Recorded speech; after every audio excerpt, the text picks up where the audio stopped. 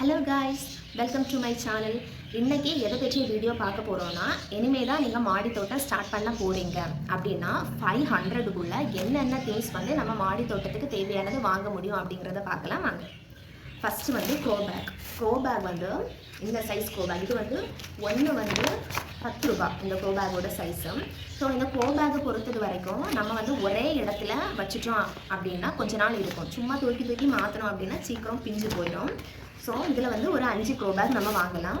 100 Ruby. இதில் இந்த grow bag இது வந்து ஒரு க்ரோ பேக் வந்து 20 ரூபாய் இதோட விலை.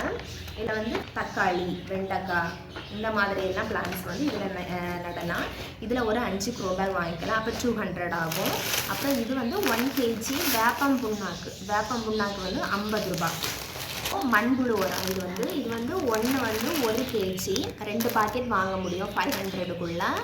ரெண்டும் சேர்த்து 50 ரூபாய். அதுக்கப்புறமா கொஞ்சம் சீட்ஸு, கோகோபிட் இது வந்து 2 kg கோகோபிட். இந்த விலையை பொறுத்தது வரைக்கும் ஒவ்வொரு ஏரியாலையும் கொஞ்சம் காசு வந்து டிஃப்ரெண்ட்டாக இருக்கும். ஸோ அதை பார்த்துக்கோங்க.